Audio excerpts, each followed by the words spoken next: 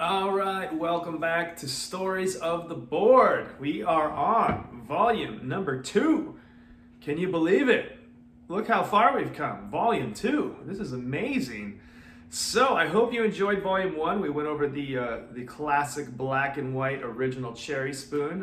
That one is quite an honor to share. So I wanted to kind of jump around a little bit today because now we are going to bounce all over sort of the chronological order a little bit, and we're going to jump to something that's relatively recent, all things considered. And today we're talking about the banana. Yeah. So the banana board. This board is created. The original was drawn in 2019. And it was originally drawn for the cover of Growler magazine. And I probably should have had one of those magazines prepared sitting here to show you. I don't, but I think there might be one. Hang on one second, 1 minute.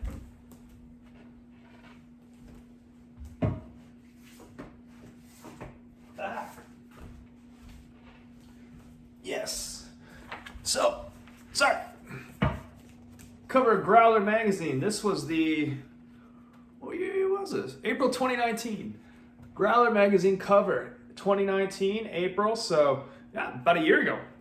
I drew this skateboard. It was on the cover with 3 other boards, 2 versions of a hop, and then a random banana. And that's kind of a funny story. I think I mentioned in a previous video at one point that when I was using a clear coat spray that the artwork had literally bled right off the skateboard, and that was the cover that I was working on for that particular board.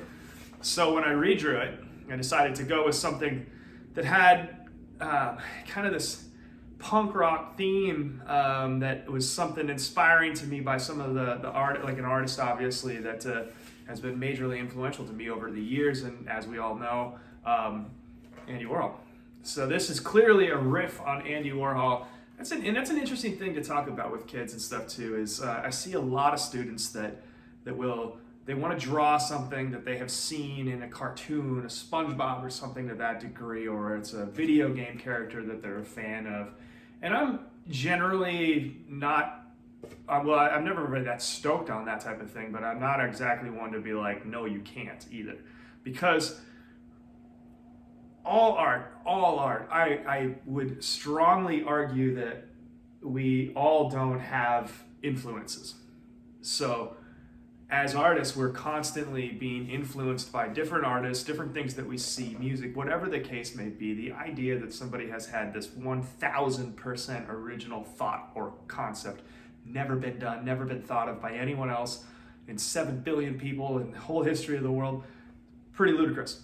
So I don't think it's that bad to say I was influenced by this, or I was, inspired by this, or this was a technique I wanted to try.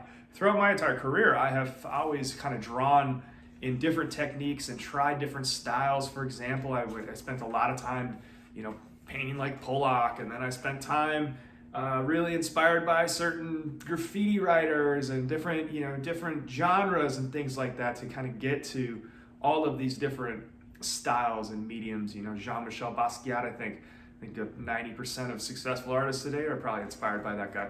And so it's an interesting thing, and I don't think it's something to be ashamed of to say this is what influenced this.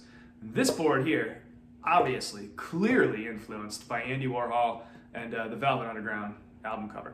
So the Velvet Underground album cover is obviously, I love that. Wait, hold on, one more second, hold on. We might just have in our possession, boom, yes, man. When things work out. Sitting right next to me is that album cover, and I love that. I just think it's such a cool, just solid image, and I loved the negative space about it. Actually, I love the album. It was pretty cool. So clearly that's where that came from.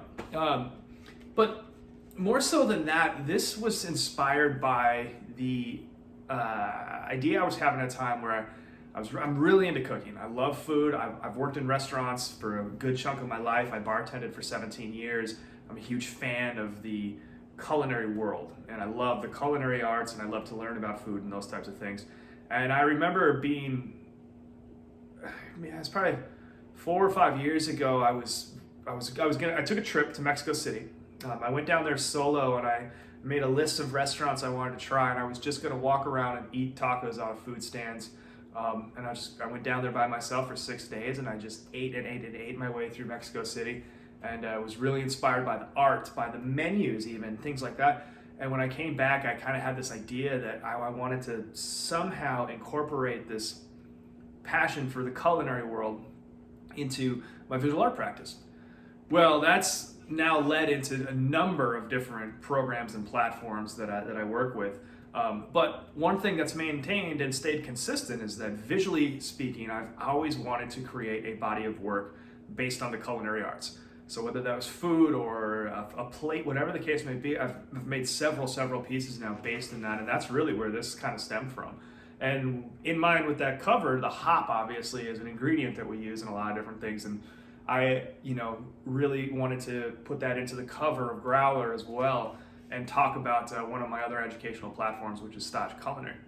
So this board is definitely derivative of that concept of making artwork based in food, and that is something I really feel strongly about.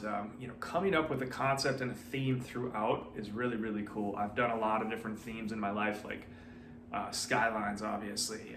The food theme I did, like you can see here, a series of flags. Back in around 2013, 14, I painted a series of 10 flags.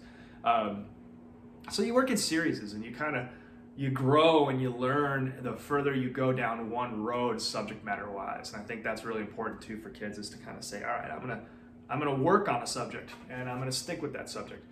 So that was kind of cool. I really enjoyed making this. This is all the original. This is a print. This is a board that I actually did reproduce and wanted to sell commercially. I just thought it resonated well. It's an image that I think a lot of us can get and recognize. I mean, we just saw what happened down in Art Basel this year, down in Miami, with the duct taped banana to the wall. Obviously, Andy Warhol did something important with the banana itself. He turned it into, much like the Campbell's soup can, this image that is bigger than what it is. I don't know how to put it. It's really strange, but I kind of get it in a way, and then I also kind of get sort of the BS of it, which I think is pretty fun. Anyway, I drew this. The original was drawn with a Sharpie, of course, ultrafine Sharpie on a whiteboard. This one is an actual print. This is not the original. This is the same one that you would buy in stores. I don't know how well you can see that there, but yeah, the original was purchased by a friend of mine who has purchased several of my skateboards. He's a collector, which is another little thing to kind of consider as you're a young artist, and as you're kind of going down that road. When you have somebody that buys a piece of your artwork, not only is that just an incredible honor to have one piece of artwork sold, but if somebody comes back and says, man, I want to buy several pieces from you, cultivate that relationship. That's a collector. That's a very nice thing to have. It's sort of it's good to know that your artwork is out there, and that people are appreciating it enough that they want to have multiple pieces of your artwork in their home or office or whatever the case may be. It's just kind of an honor, and it's definitely sort of a privilege as an artist to know that there's people out there that are collecting your artwork. I'm fortunate. I have several collectors around the U.S. here, and it's really cool. And it's an honor for me to say that there's multiple pieces in various homes and places like that. Needless to say, this collector in particular purchased all 3 of the skateboards that were on the cover of that magazine. So I would call that a pretty smart purchase. He bought all 3. But this board in particular, I really liked this one. I'm so proud of this skateboard. I love it. It represents so much to me, being Warhol, the album cover, the food and the beverage aspect of it, the simple illustration of it. It's a relatively simple illustration. I don't know how well you can see the detail in there, but there's one thing I want to talk about in particular with this banana that's a drawing lesson.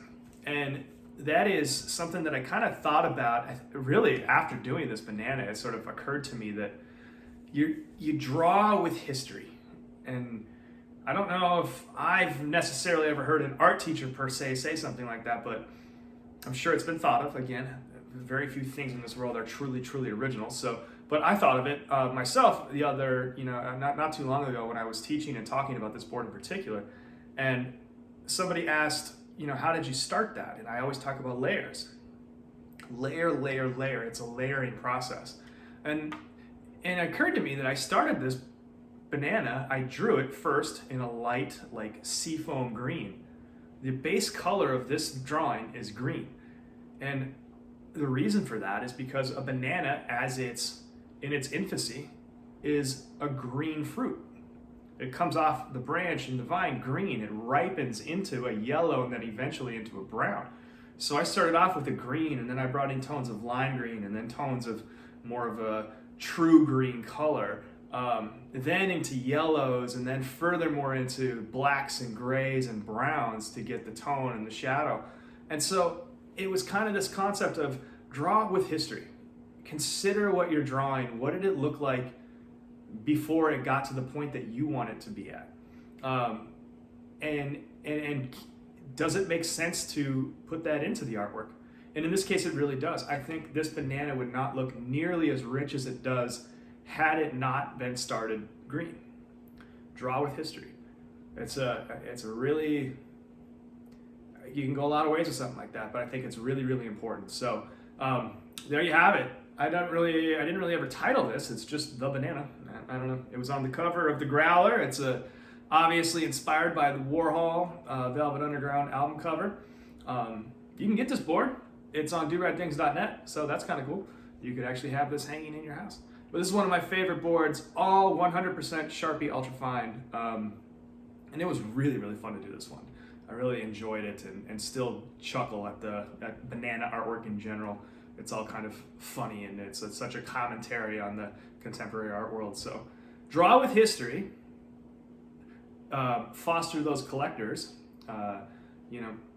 work in layers, all those things to consider. And then the other last thing, I guess, real quickly is like kind of how much white space is here, the negative space, that adds to the image. It draws your eye to the center. So use that white space. Don't be afraid of it. So there you go. Stories of the Board, Volume 2, The Banana. You can get one at DoRadThings.net.